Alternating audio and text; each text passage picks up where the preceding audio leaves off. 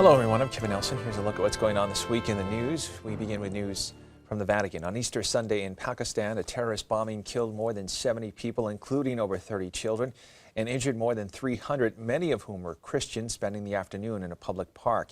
After the Regina Coeli prayer on Easter Sunday in St. Peter's Square, Pope Francis appealed to the government of Pakistan to take steps to ensure the safety of the country's Christians and other minorities. Catholic News Service has more.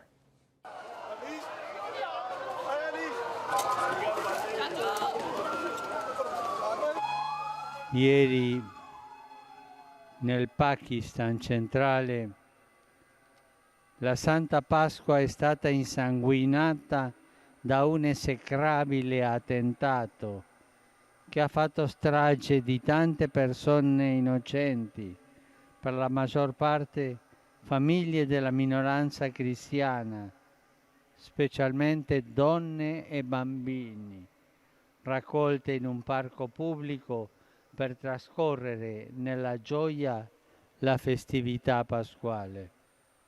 La Pasqua del Signore susciti in noi in modo ancora più forte la preghiera a Dio affinché si fermino le mani dei violenti che seminano terrore e morte e nel mondo possano regnare l'amore, la giustizia e la riconciliazione.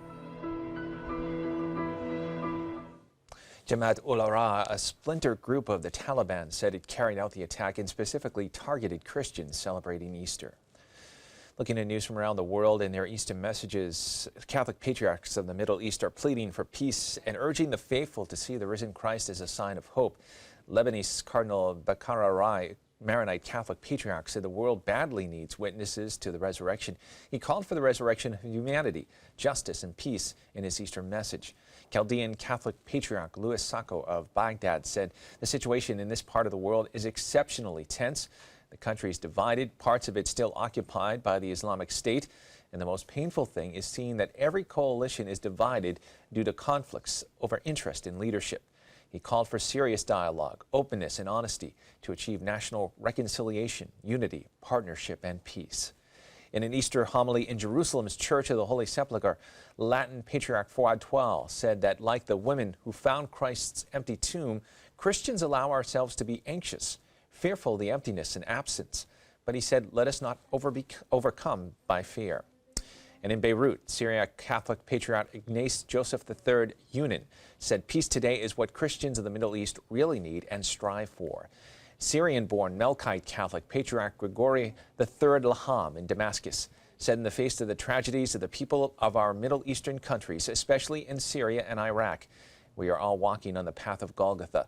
But as the way of the cross led to the glorious resurrection, so we pray to get through the way of the cross in Syria, especially to the joys of the resurrection.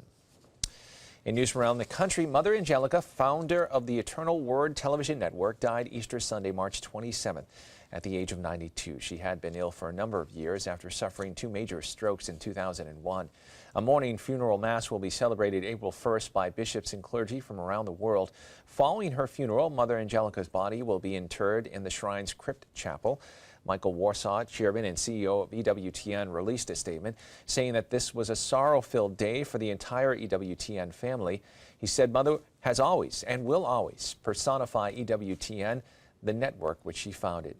Mother Angelica began the station with just $200, but built the venture into a network that transmits programs 24 hours a day in 144 countries via cable and other technologies.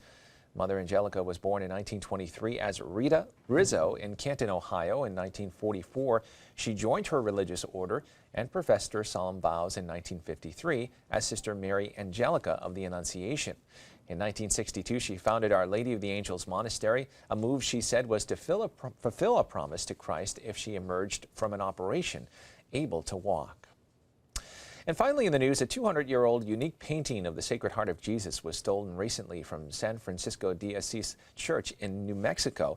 It happened during a recent restoration project when an unknown person walked down the aisle of the old adobe church, slipped into the sacristy and walked off with a painting. This is not the first time the small country church has been targeted by thieves. Years ago, all of the Stations of the Cross were snatched from the walls. According to parishioners, one of the stolen images later appeared for sale on Craigslist.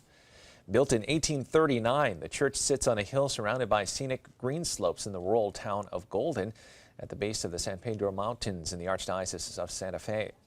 In response to the theft of the painting, the parish council has decided to photograph and catalog all items in the church, and other safety measures are also in discussion, including the possibility of iron anti-theft bars, which may soon cast shadows over the tiny stained glass windows.